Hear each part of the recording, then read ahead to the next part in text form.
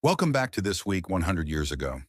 This week, we're looking at the period between February the 9th and February the 15th, 1926. It was a week in which power did not change hands through elections, battles, or treaties.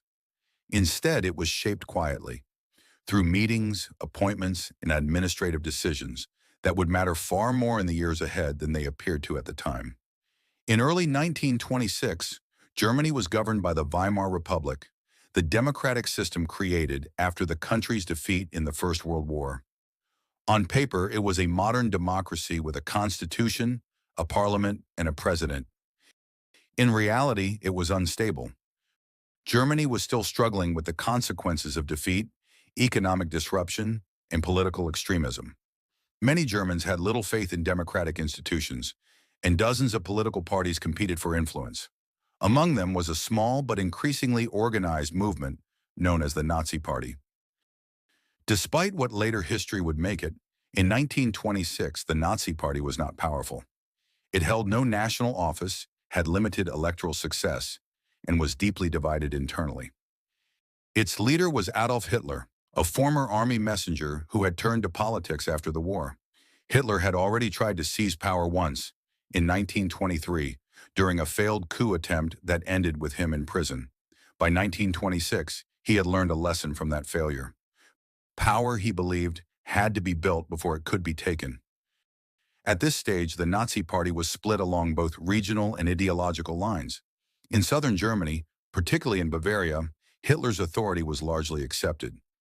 In northern Germany, however, the party was led by figures such as Gregor Strasser and Otto Strasser. They argued that the movement should focus more heavily on radical economic reform, attacking large corporations and appealing directly to industrial workers. This disagreement was not abstract. It affected party newspapers, campaign messaging, and leadership appointments. By early 1926, the Nazi Party was less a unified organization than a loose collection of competing factions. For Hitler, this was dangerous. He believed that internal disagreement weakened the movement, and that weakness, in his view, would prevent it from ever gaining power. To resolve the situation, he called a closed meeting of senior party figures. On February the 14th, 1926, Nazi leaders gathered in the Bavarian city of Bamberg. This meeting became known as the Bamberg Conference. It was not a public rally. There were no crowds, no banners, and no press coverage intended for a mass audience. Instead, it was an internal confrontation about the future direction of the party. At Bamberg, Hitler rejected the northern faction's economic proposals outright. He insisted that the party's program was fixed, and that disagreement would only lead to division. But more important than policy was structure. Hitler argued that the party could not function unless authority was concentrated in one place. To justify this, he promoted a concept known as the leader principle, the idea that authority flows downward from a single leader. Under this principle, decisions made by the leader are final. They cannot be appealed. Debate may occur before a decision, but once that decision is made, obedience is required. Loyalty is personal, not institutional. At Bamberg, this principle was accepted. There was no formal vote. There was no compromise. The outcome was submission. From this point onward, Hitler's authority inside the Nazi Party was absolute. Those who disagreed were sidelined. Others fell into line. The party did not suddenly become powerful, but it became disciplined, unified, and easier to control. With hindsight, the Bamberg Conference stands out as the moment when the Nazi Party stopped being a loose political movement and became an organization built around the authority of a single leader. While authority was being reshaped inside a political movement in Germany, it was being formalized in a very different way elsewhere. On February the 9th, 1926, Faisal bin Abdulaziz Al Saud took office as Viceroy of the Hejaz. He was the son of Abdulaziz ibn Saud, the ruler of Central Arabia.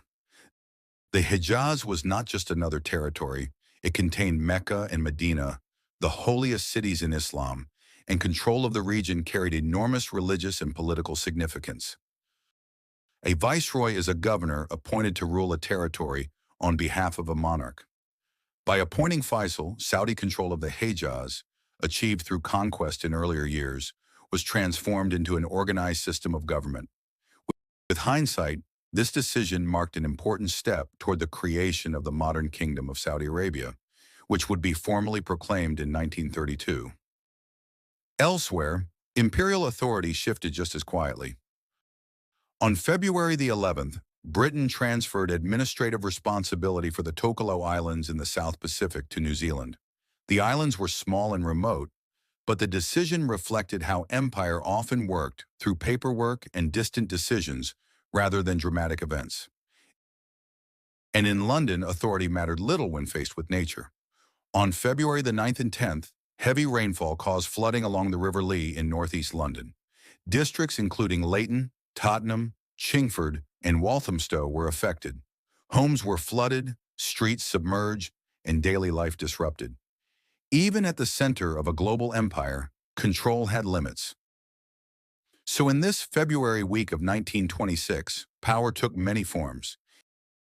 In Germany, it was concentrated inside a political movement. In Arabia, it was stabilized through administration and religious legitimacy. Across the British Empire, it was delegated by decree. And in London, it was tested by rising water. That was this week 100 years ago. If you're enjoying this series, you can support it by liking the video and subscribing to the channel.